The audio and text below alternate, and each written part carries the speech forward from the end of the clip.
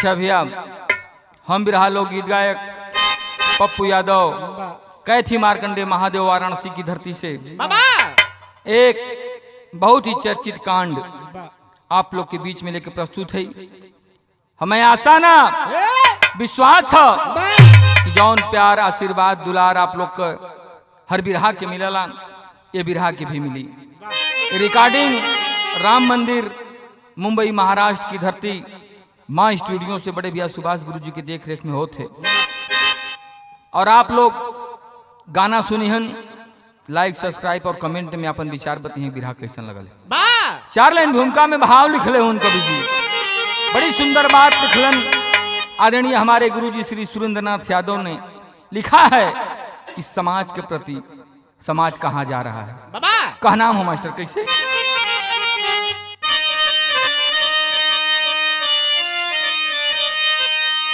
जहर से भरा है ये जालिम जमाना, कैसा ये घातक पहर हो रहा है। देखो जिधर भी गरल ही भरल है,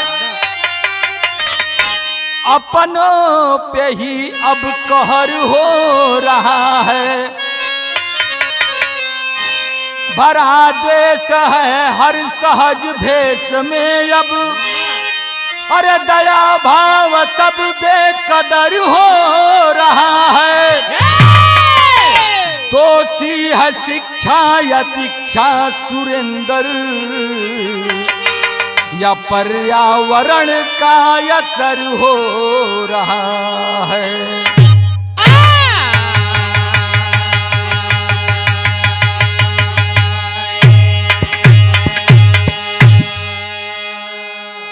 ए बाबू बिरहा सुनने वाले प्रेमी साथी, आज इस समाज में क्या हो रहा है? ये शिक्षा का असर है या दीक्षा का असर है, या आज के पर्यावरण का असर है? समाज के लोग राह से भटक रहे हैं। एक लाइन यहाँ कव्वाली का अंदाज लगल मास्टर।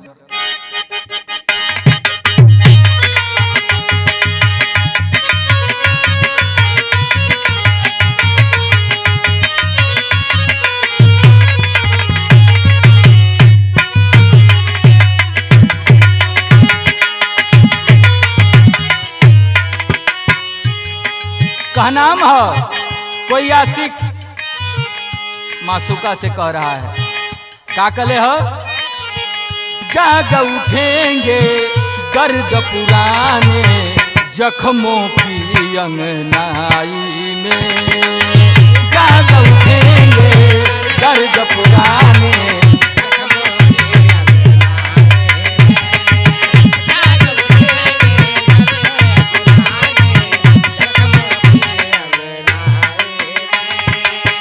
जाग उठेंगे दर्द पुराने जख्मों की अंगनाई में।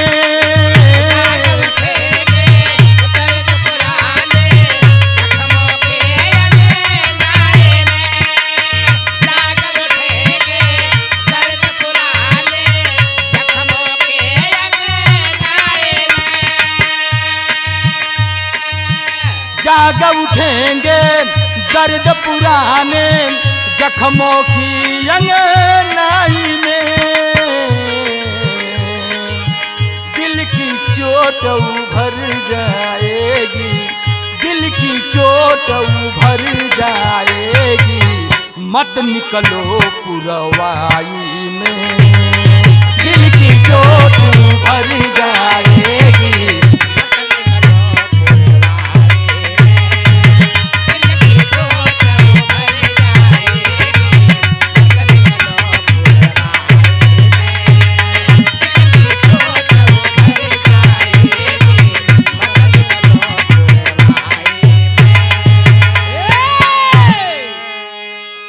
तो गजल का अंदाज है बाबू। लेकिन कवि जी कितना सुंदर भाव लिखलन बिरहा के भाव में। का नाम है आज किसे मैं अपना समझूं, कौन अपना है? का नाम है करे कौन है अपना कौन पराया। कौन है अपना कौन पराया, किसका कौन संघाती है। कौन है अपना कौन पराया, किसका कौन संघाती है। कौन है अपना कौन पराया, किसका कौन संघाती है। कौन है अपना कौन पराया, किसका कौन संघाती है। कौन है अपना कौन पराया, किसका कौन संघाती है। कौन है अपना कौन पराया, किसका कौन संघाती है। कौन है अपना कौन पराया, किसका कौन संघाती है। कौन है अपना कौन पराया, किसका कौन संघाती है। अवसर खोज रहे हैं सारे, अवसर खोज रहे हैं सारे, घात लगाए घाती है। अवसर खोज रहे हैं सारे, हाथ लगाए घाती है। अवसर खोज रहे हैं सारे, हाथ लगाए घाती है। अवसर खोज रहे हैं सारे, हाथ लगाए घाती है। यही जन से कहानी की शुरुआत भेल मास्टर। नजम कलाइन लगन कैसे।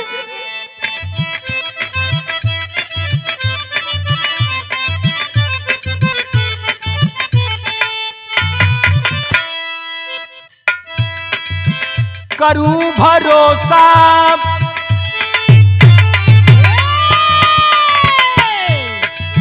करूं भरोसा, किस पे कौन यहाँ अपना है। आज के दौर में वफा तो हुआ सपना है।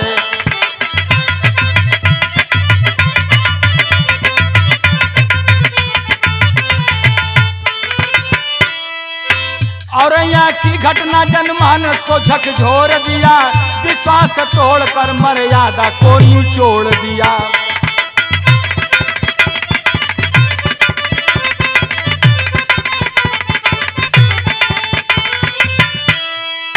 बोगाना का दिलीप शादी को रचाया है, प्रगति दुल्हन को अरमान से घर लाया है।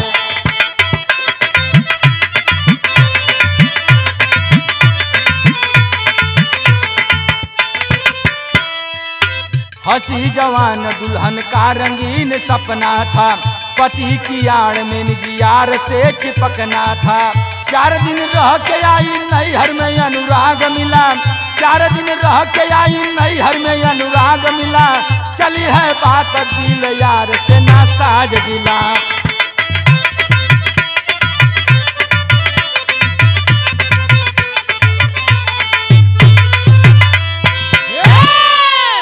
ऐ बाबू कहानी के समझ लें। कहानी उत्तर प्रदेश सहारनपुर से मिलल। सहारनपुर जिला में एक गांव औरैया पड़ाला। सहारनपुर में औरैया ग्राम में एक गांव है छोटा सा पूरा सियापुर, वहीं के रहने वाली प्रगति। वो लड़की के नाम प्रगति बतावल गल बाबूजी। छोटा सा परिवार है, माई बाबू संपन्न परिवार है, कोनो दिक्कत ना है। आज प्रगति धीरे धीरे शादी योग्य भइल है। माई बाबू सोचत हूँ कि बिटिया का शादी कर दें, लेकिन प्रगति के वही गांव के रहे वाला एक अनुराग यादव नाम का लड़का रहल। प्रगति और अनुराग का चक्कर चले लगल। धीरे धीरे दोनों मिले जुले लगलन। ये बात का चर्चा पूरे गांव में हो गई।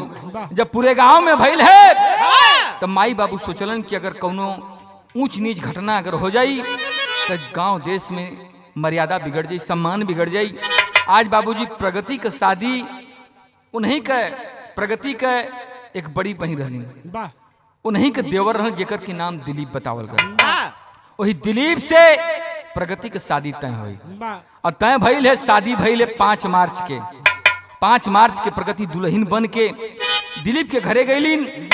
4 दिन बाद 9 मार्च के फिर वापस जेके गोड़ी फेरे कहल जाला। बाबा गोड़ी फेरे बदे अपने नैहर में आईली।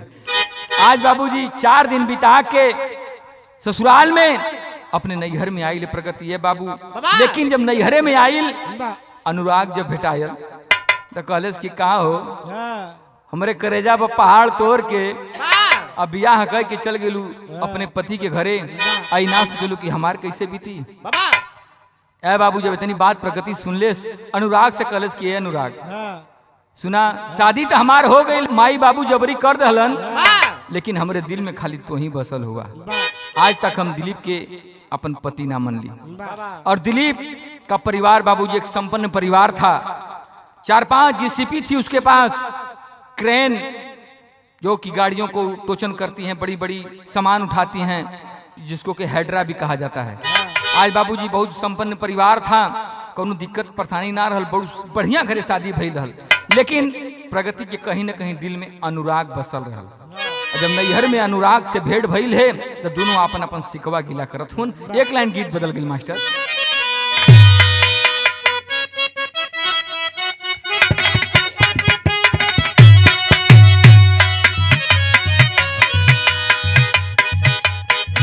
वह गीत का लाइन है कौनो मर्द अपने मेहरारू के समझावत हो कि सुना ए रनिया तोहार देखत दिन रात मोबाइलिए में लगल रहेलू, न ढंग से खाना बनावलू, न ढंग से कोनो काम करेलू।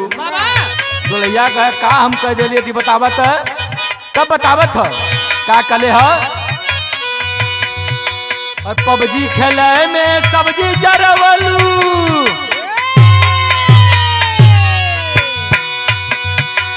पबजी खेले में सब्जी जरवलू, लूडो खेले में दाल,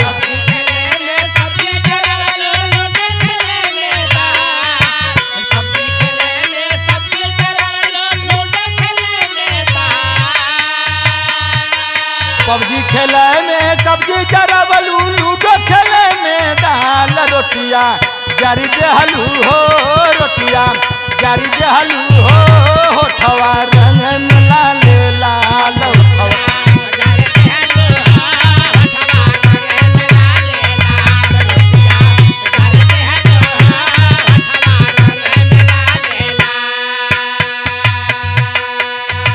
ये तो गीत का लाइन है। लेकिन जब इस समय अनुराग और प्रगति मिलल हुन, अपने अपने दिल के सिकवा शिकायत बतियावत हुन। कहले है का बिगड़ लगती मोर रवली,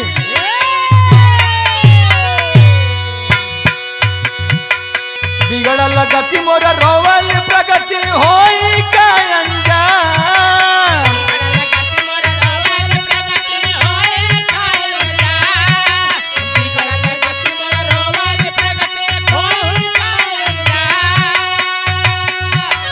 बिगड़ लगती मोर रोवल, प्रगति होई का अंजाम, हमत जियब रजऊ, हमत जियब रजऊ, हमत मुँह तोहरे नाम, हमत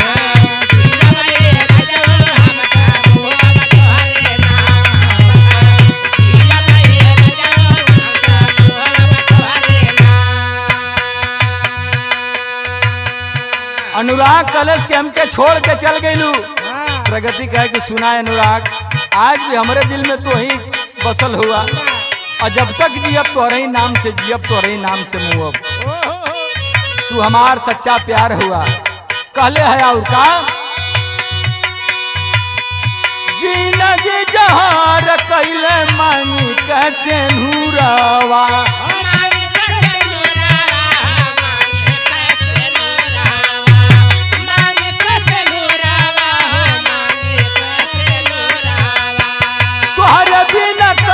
पेला हमारा जियरवा, हमारा जियरवा, हमारा जियरवा, हमारा जियरवा, हमारा जियरवा।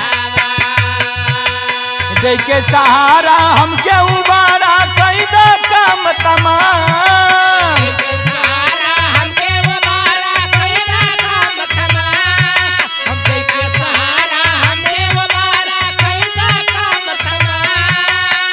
के सहारा हमके उबारा कैदा काम तमाम हमके जियब ए रजऊ हमके जियब ए रजऊ हमके मरब तोहरे नाम हम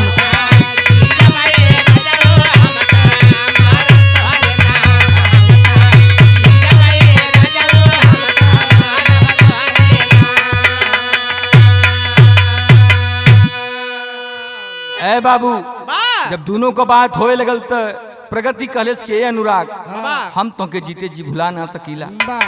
भगवान पता न कौन तकलीफ दुख दे दलन हमके कि बाबूजी हमार शादी करा दलन, हमरे मांग में सिंदूर पड़ गल।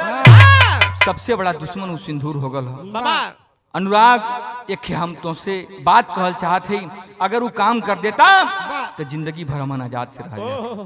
अनुराग कलेस का करे के है, कलेस कौनो उपाय लगाए के अगर दिलीप के हमारे रास्ते से हटा देता तो पूरा जौन ओकर धन दौलत जायदाद सब हमारे नामे हो जात और जिंदगी भर अमन दोनों जने मिल के चैन के जिंदगी जियल जाए। अनुराग कलेस के सुना हमारे पास इतना रुपया पैसा ना हो, हम गांव का एक छोट मोट किसान है, ट्रैक्टर चलाईला, हमारे पास इतना रुपया ना हो कि हम क्यों के सुपारी दे क्यों के मरवाई। अरे बाबू जब इतनी बात प्रगति सुन लेस कलेस की सुनाए अनुराग हम तो रुपया दे, हम नैहर आयल है लेकिन जब ससुराल गल रही तो वहाँ 4 दिन के मुँह दिखाई में 1 लाख रुपया मिलल हमके। वह रुपया हम तो देते ही वही रुपया से ले जा करके दिलीप के मरवा दे। अरे बाबू जब इतनी बात सुन ले है अनुराग लालच ओहो के दिमाग में आ गल कि अगर दिलीप हट जाई तो कर पूरी प्रॉपर्टी रुपया पैसा सब एकरे नामे हो जाई और दोनों जने हमन जिंदगी भर आजादी से जियल जाई। ए बाबू जब इतनी बात अनुराग सुन ले हो तो कैलेश का गीत बदल गिल मास्टर।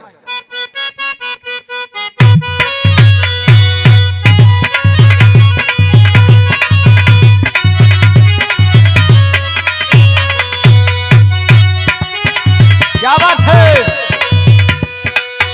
एक दुल्ही के शिकायत है सुभाष भैया कॉलेज की सुना ये सैया जब बियाह के लीला बड़ा प्यार करत रहला लेकिन अब देखा थी धीरे धीरे तोरे प्यार में कमी आवत है। सना भैया बतौले दुल्हिया का कहले राजा पहिले नियर नहीं मानेला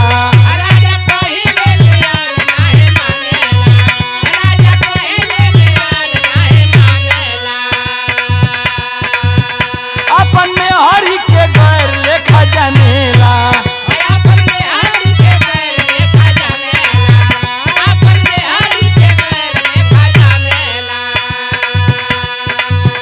कमी भइल ये बलम तोहरा प्यार में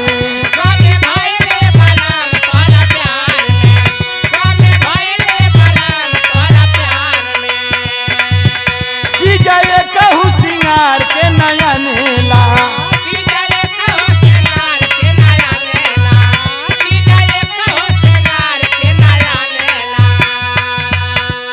सिलवट पे चूड़िया फोरे लुए जान सिलवट पे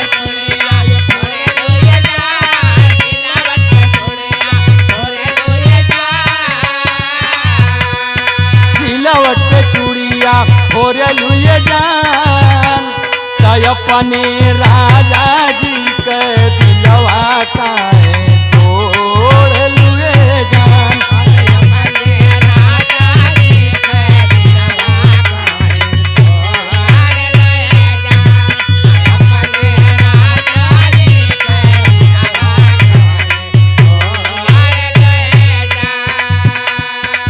लेकिन आज बाबू प्रगति और अनुराग मिलल हुन बातचीत चलत हो हम कहे अनुराग कह थका छोड़ी हमरा के गइलू ससुराल में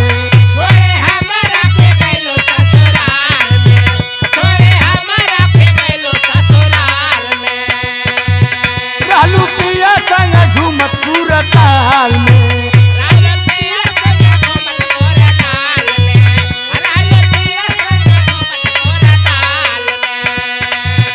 गोरी दिलवा पे छुरिया चलावलू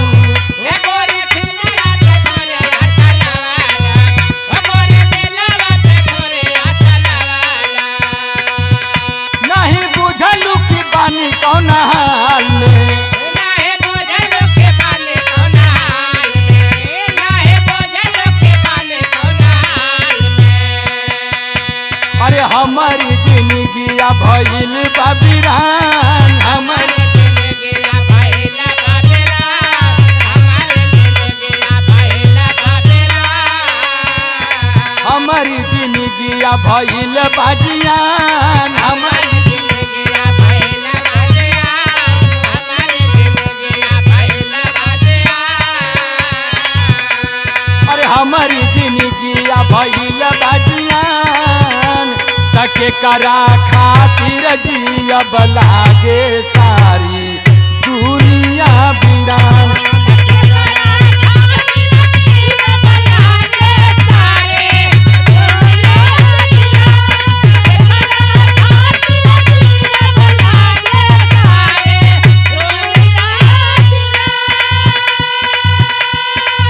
कहल प्रगति बवरिया हो सुना हमरो बला,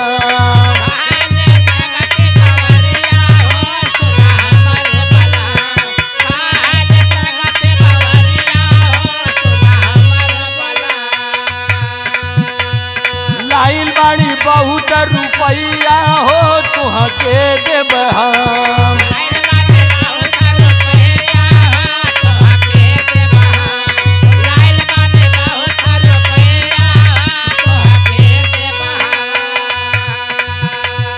कैदा दिली पावा के हाली संधान, कैदा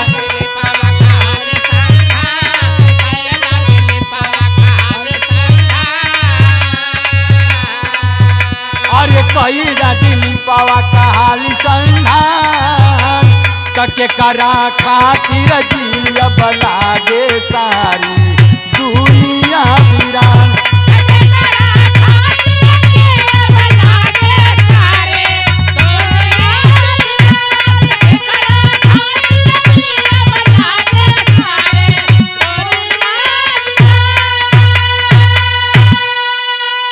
ऐ बाबू प्रमाण मिलता है जौने समय प्रगति कलेश के अनुराग दिलीप के रास्ते से हटा दा, हम की जिंदगी खुशहाल हो जाई।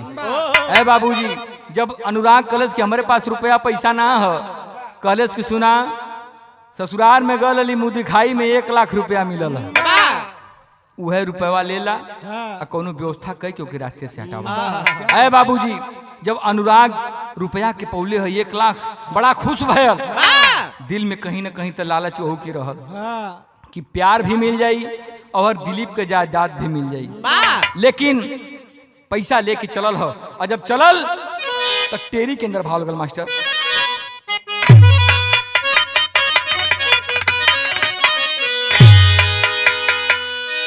बड़ी ऊंची बात लिखलन सुरेंद्र नाथ यादव गुरुजी, का नाम हो आज केकरे पे भरोसा इंसान करी, जेकरे साथ फेरा लहले, 7 जन्म का वादा कैलेस कि दुख में सुख में साथ रहब। आज वह जिंदगी के मौत के घाट उतारे बदे चलल है। का नाम है कैसे? अरे जीवन कंटक घर वाली बन गई, अरे जीवन कंटक घर वाली हो राम, जीवन कंटक घर वाली बन गई, त नागिन नार नवेली बनी करल की प्याली, अरे हो प्याली, अरे हो प्याल।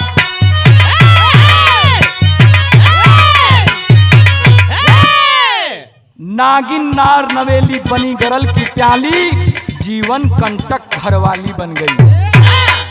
आज समाज में केकरे पे भरोसा करी इंसान, आज कौन अपना है कौन पराया कोई समझ नहीं पाता। आज बाबूजी अनुराग रुपया लेके गयल हो, एक हिस्ट्री सीटर बदमाश जिसके ऊपर करीब 10-12 मुकदमा चल रहा था, जेकर के नाम रामजी नागर बतावल गल, जाके वही से अनुराग मिलल और उसे सौदा तय कैलेस कि एक घटना को अंजाम देना है, कितना पैसा लोगे? बाबूजी 2 लाख रुपया रामजी नागर मंगलेस। कलेस की ठीक है 1 लाख रुपया ले ला, 1 लाख रुपया तुम्हें काम भइले के बाद दे दे। यार प्रगति से बात कैलेस का 1 लाख रुपया होके दे दा, 1 लाख रुपया का तो हमारा गहनवा है, बेच के दिया जाये, लेकिन ये काम होए के चाहिए। आज बाबूजी जब दोनों योजना बना के राम जी नागर के सोपारी देले हुअन। वही समय भाव लगल मास्टर।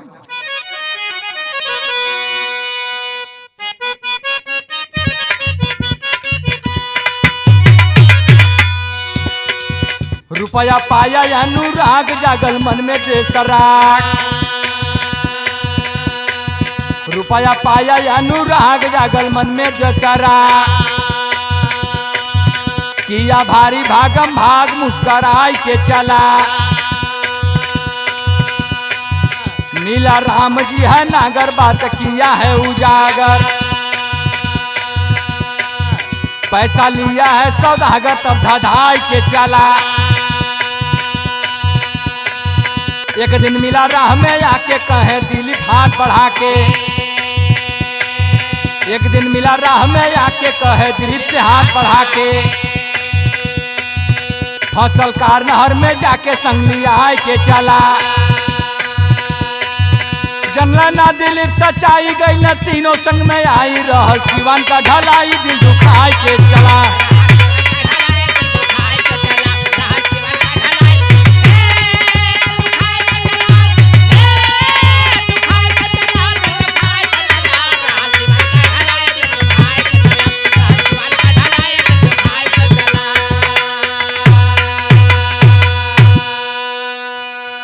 अय बाबू प्रमाण मिलता है जिस समय राम जी नागर से सौदा तय हो गया, आज राम जी नागर अपने दो साथियन के लेकर के आज दिलीप के पीछे पड़ गल हो।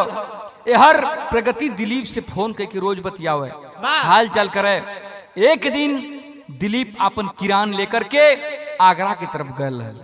कौनो घटना भइल गाड़ी उड़ी के ओके रास्ते से हटावे के कोनो सामान पहुंचावे के रहे, किरान के लेके गयल हो। वही रास्ते में जा करके बाबूजी दिलीप का प्रगति का बात भइल फोने से। दिलीप बतौले कि आज हम आगरा में जाते किरान लेकर के, कुछ काम हो, वहां से 1-2 घंटा के बाद लौटब। ये बात का पता अनुराग की प्रगति बता दिले कि आज आगरा की तरफ गल हूँ किरान लेकर के, बड़ा अच्छा मौका हो, अगर यही समय अगर कुछ कर ले तो हो जाए। आज बाबूजी अनुराग राम जी नागर के बतौले हो। राम जी नागर अपने 3 साथियन के लेकर के रास्ते में जाकर के दिलीप से मिलल और दिलीप अपन वहां से काम निपटा के वापस आवत रहल। जब रास्ते में मिलल हो तो राम जी नागर रोकलेस कलेस की भैया ये बगल में एक नहर है, वही नहर में हमार कार फंस गई है, अगर आप अपने किरान से चल के अगर निकाल देतन तो बड़ी मेहरबानी हो जात। जौन भी पैसा आपका भाड़ा हुई हम आपके दे दे, लेकिन चल के हमार कार निकाल दे। ऐ बाबूजी दिलीप समझ नहीं पाया कि सब घाती हमारे साथ घात करी हन। कलश के ठीक है भैया चला, लेकर के किरान चलल हो। लेकिन जब कुछ दूर पहुंचल हो तो राम जी नागर कलश की भैया किरान है खड़ा कर दाम और चल के पहले रास्ता देख ला कि किरान जाई कि ना जाई, ओकरे बाद आकर के किरान लेके चली हा। आज बाबूजी वही राम जी नागर के मोटरसाइकिल पर आगे राम जी नागर गाड़ी चलावत हो, बीच में दिलीप और पीछे एक आदमी और बैठल लेके एक सिवान में गिलन जहाँ की पूरा खंती खाड़ी झाड़ी रहल सब वहरे लेके चलल हूँ। और जब चलल तब मास्टर गीत फिर बदल गई।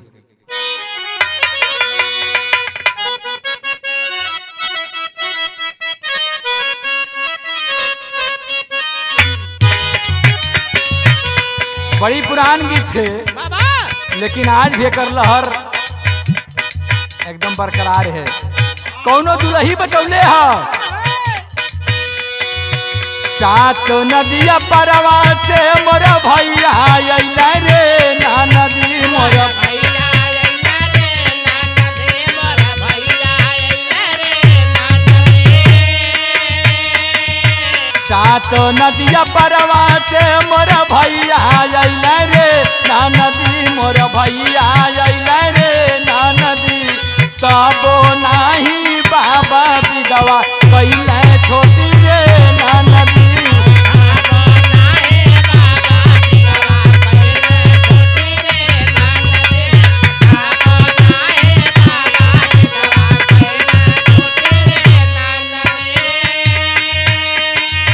गीत का लाइन है। लेकिन आज इस समय राम जी नागर दिलीप को बाइक पर बिठा करके लेके बाबूजी चल सिवान के तरफ। जब सिवान में पहुंचलन एकांत एरिया मिलल है तो कैलन काम आई के सिवनवा में झगड़वा कैल रे पपिया झगड़वा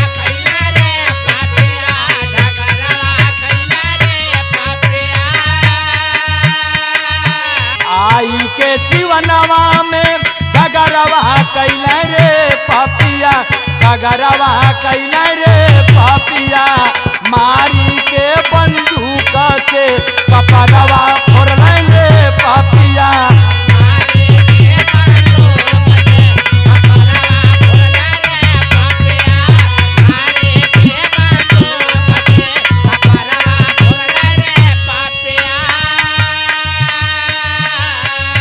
लड़ी गए दिलीप बेसहारवा भैले रे पापिया,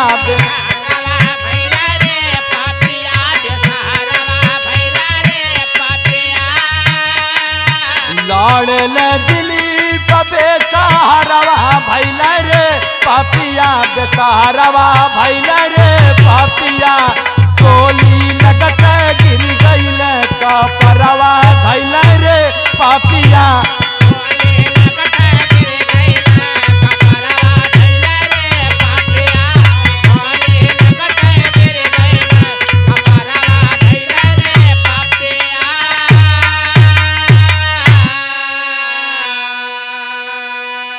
ऐ बाबू प्रमाण मिलता है जिस समय राम जी नागर दिलीप को लेकर के सिवान में गए और जैसे ही सिवान में पहुंचल है ये बाबू दू मिला और पहले में से वहां तैयार रहलन और दू मिलाए लहन। जैसे ही दिलीप मोटरसाइकिल से उतरत हुन न पूछत हुए जाचत हुए बाबू जी तुरंत मारा शुरू कर दिलन। जब मारे लगलन तो राम जी नागर कट्टा लिया था, वही कट्टा के मुठिया से कपारे पर कई बार मरले, लेकिन दिलीप भी नौजवान हट्ठा कट्टा था बाबूजी। जब कुल मारा लगल तो यो बाज गल, जब बाज गल एक आग दूजने के जब दो चार फाइट मरले से न समझ गए कि हमन पार ना पावल जी। आज बाबूजी तुरंत ही कट्टे से तुरंत ही सर में गोली मार देते हैं।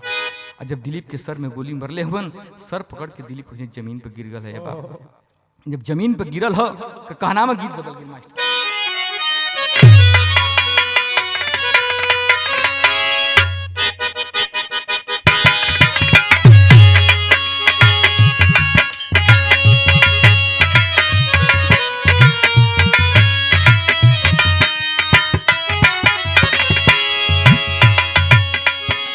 एक लाइन गीत का अंदाज है, वो है गीत का लाइन है, एक ही माई से जग जामल, केहू दुखिया केहू सुखियारी बा, ई भेद बड़ा ही भारी बा।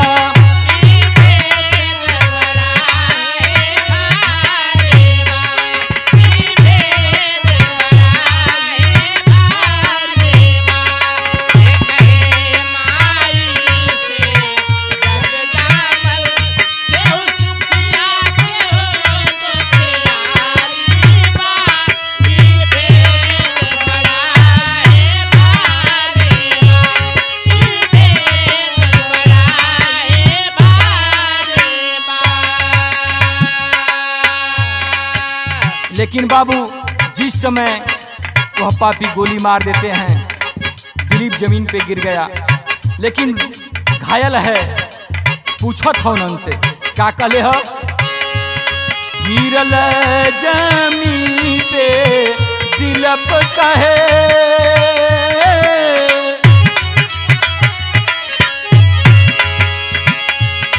गिरल जमीन पे दिलीप कहे, ई कैसन मारा मारी बा, बोला गलती कौन हमारी बा।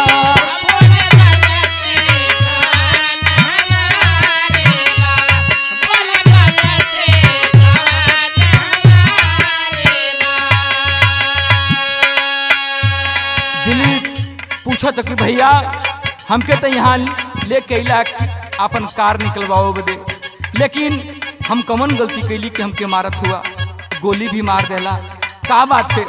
लेकिन वो पापी कैलन का, सब भाग चले असहाय भयल,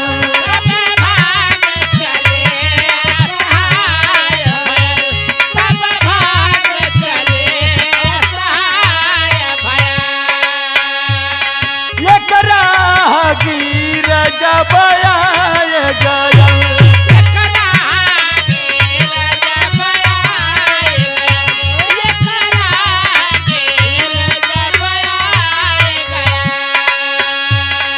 घरवा पहुँचल जब खबर हर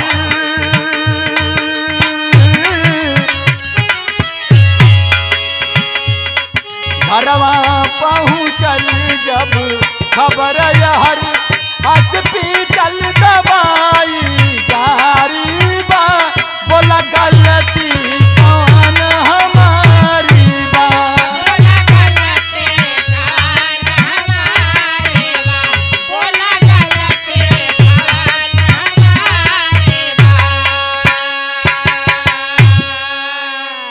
ऐ बाबू आज दिलीप रो रहा है, क्यों मार रहे हो मुझे, क्या गलती है हमारी, मैं तो तुम्हारी मदद करने के लिए आया था। लेकिन बाबूजी वह कमीने जरा भी रहम नहीं करते हैं। गोली का आवाज सुन करके बाबूजी कुछ राह पकड़ के आदमी जात रहन, जब दौड़ के अलन, जब देखले हुआ वो पापी आदमी की आवत, वहां से फरार हो गलन।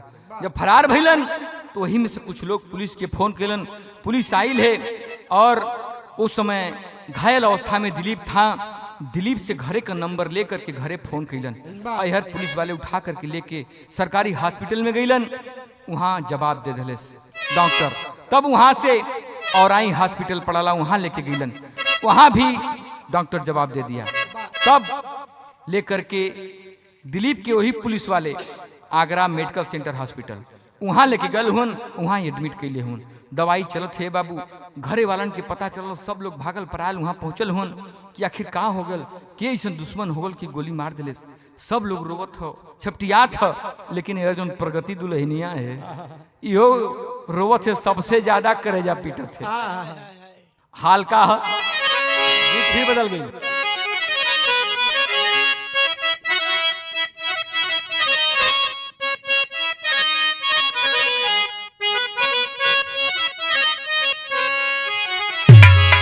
पारंपरिक गीत है, माता बहन लोग गावेली। काजू भैया जब कहीं नहान पहान बजे हैं माई बहन लोग तो गठरी बांध के कपारे पर रख लिहन और भोरहरिया में चलिहन तो वही समय गीत गावेली। का गावेली कि अरे गंगा जी कऊची बा अररियन हो जहाँ बस भगवान। यह गीत का लाइन है बाबा। लेकिन आज घर परिवार सब रोवत है, लेकिन सबसे ज्यादा दुल्हिया रोवत है। कहले का अरे कहाँ गइल हमारे सजनवा न हो भइल दुनिया अनार।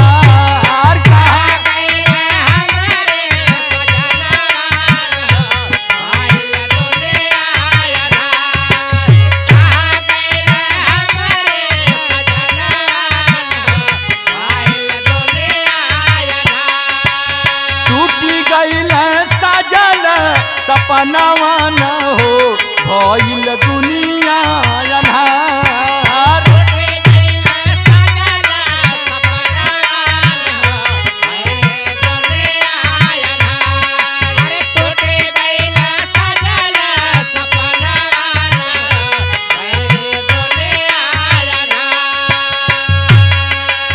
अब ही ना छूटल हमरे हाथ कने हदिया।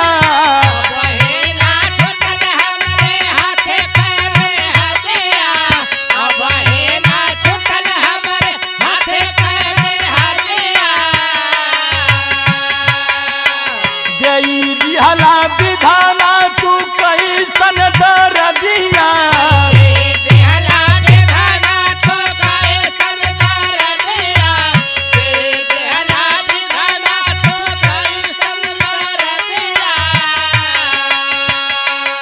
अरे जी अब हम के करे सहारावा न हो भइल दुनिया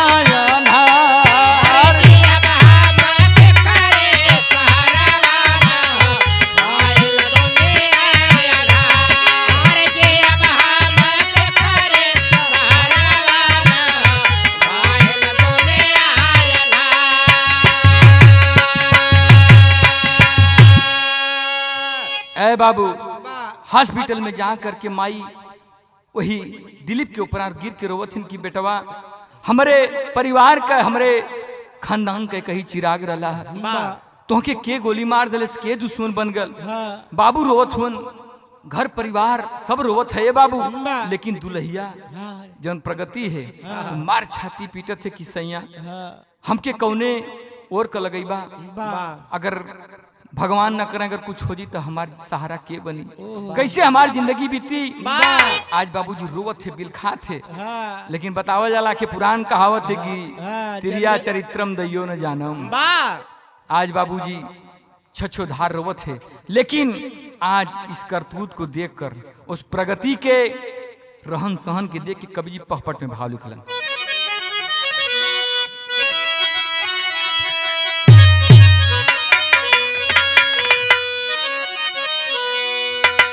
कवि जी बड़ी ऊंची बात लिखलन पहपट में, का करे मर्यादा धरा में, करे मर्यादा धरा में आज बिलखती छाती घाती आपन बा, असेनुर के ऊपर छापल संघाती घाती आपन बा।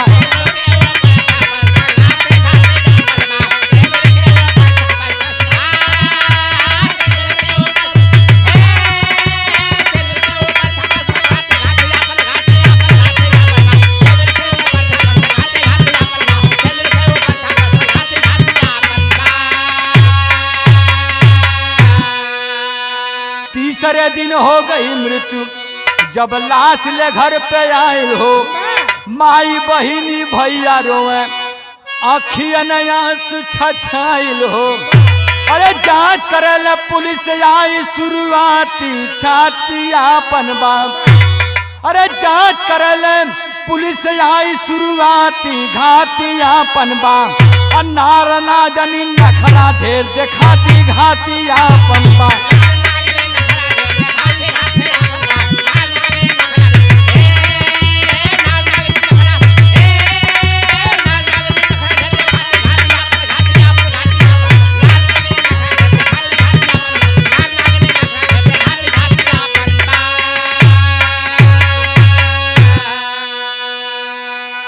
प्रमाण मिलता है बाबू कि 3 दिन दिलीप जिंदा रहलन, लेकिन तीसरे दिन मृत्यु हो गई। जब मर गईलन घरे वाले हॉस्पिटल से लेकर के बाबूजी घरे अलन, सब लोग रोवत है बिलखत है, लेकिन पुलिस जांच में लग गई कि आखिर इतना अच्छा लड़का दिलीप परिवार का एक ही चिराग, आपके शुरुआत में बतौली कि प्रगति के बड़ी बहन के देवर से शादी भइल, लेकिन प्रगति के जो बड़ी बहन रहल वो प्रगति के चचा के लड़की रहल। दिलीप अपने माँ बाप का अकेला बेटा था। आज बाबूजी वह चिराग भी आज बुझ गया, माई बाबू बिलखत हुए रोवत हुए, लेकिन आज सहारा के देव वाला ना। कभी जी आल्हा के अंदर भाव लिखलन कैसे,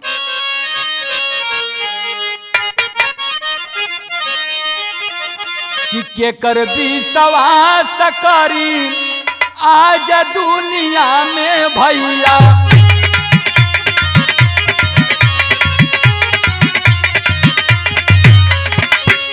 धर्मी के भेष में बेधर्मी घूमत बा,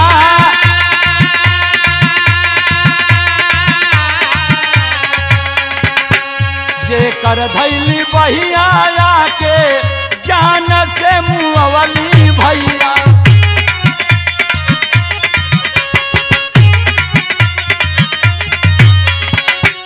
यारवा के संगे लाभक दिलावा लगा,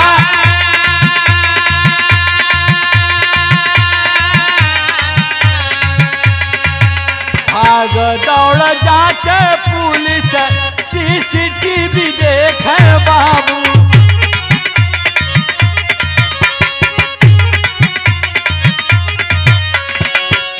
राम जी नागर को पकड़े हैं जा,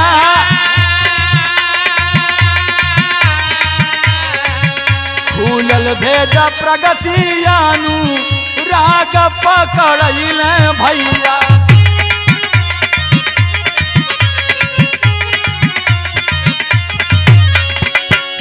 ₹2,00,000 में बात भइल बा,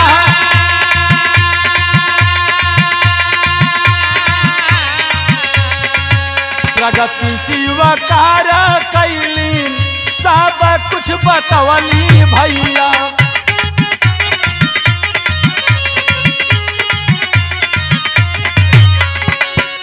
मौज उड़ावती संगे सदिया रचा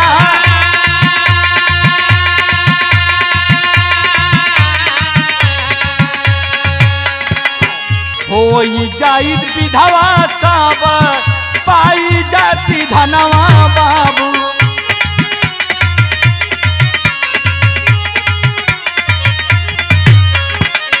यारवा के साथ सारी योजना बना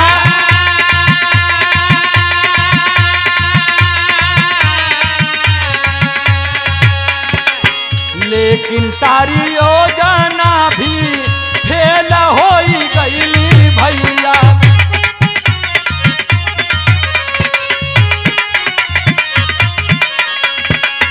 झंखली पपिनिया आज जेलावा में जा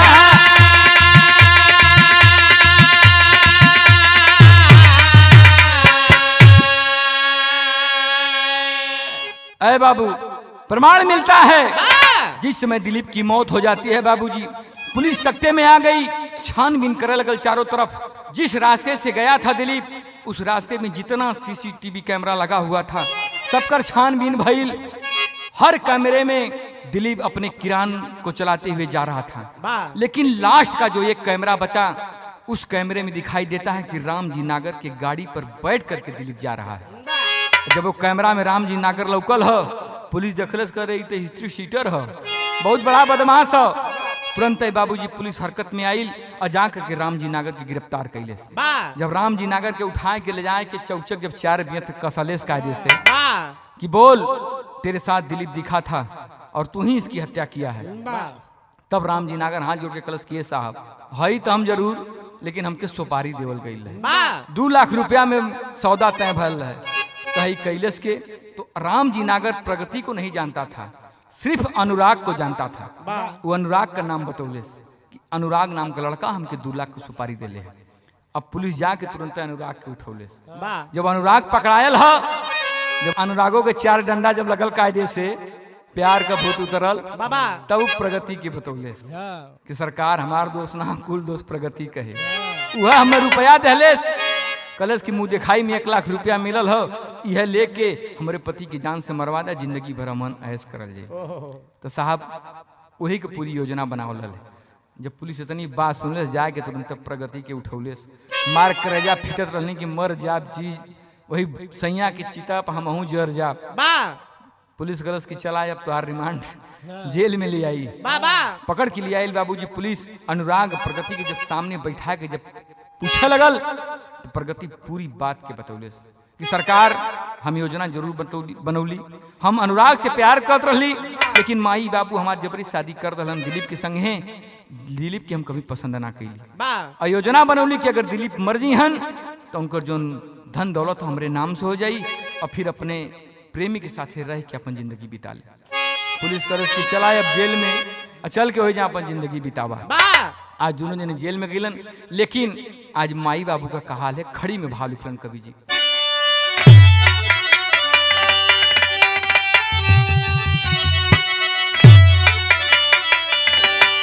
अरे रोवा माई बाबू, अरे रोवा माई बाबू के बधाई धीरावा तकहवा, अरे गईला सुगनवा गोदी कहीरावा।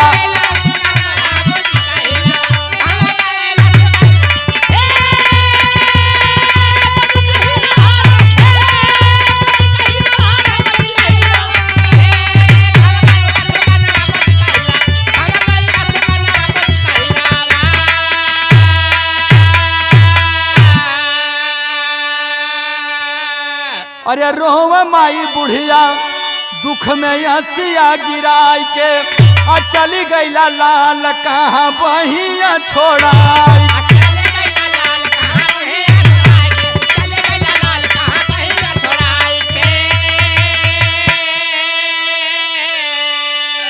अरे तोहरे बिन पोछ पोछी के आखी के नीरावा तक हम अरे गैला सुगनवा गोदी कहीरावा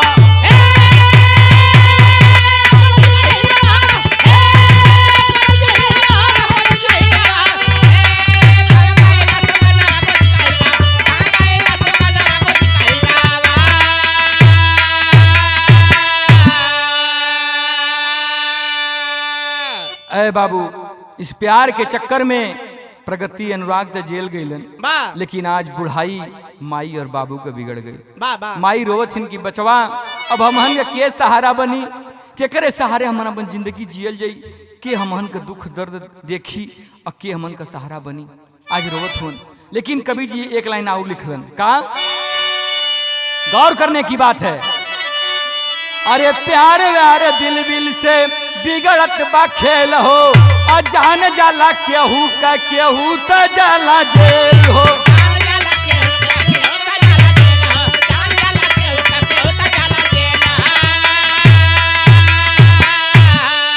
अरे मर्यादा संस्कार के रखा बचा के सिरवा तक हम अरे गैला सुगनवा गोदी कहीरावा।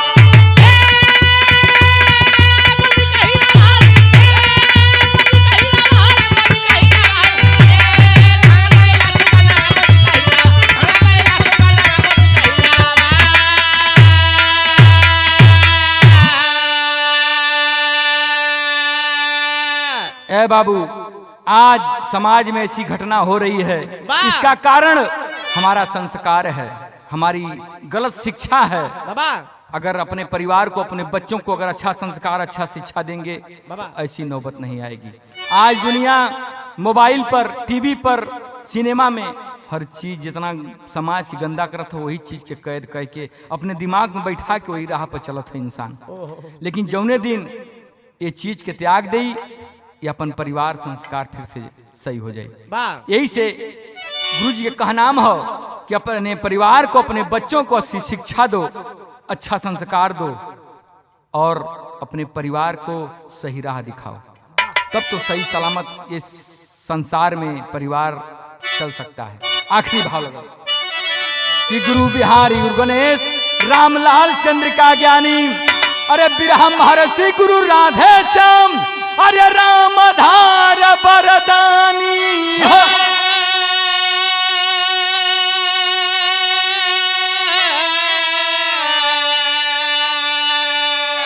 कहे जीवन कंटक घर वाली बन गई, अरे जीवन कंटक घर वाली बन गई, तब पप्पू कवि सुरेंद्र रक्षक मैहर वाली जीवन कंटक घर वाली बन गई।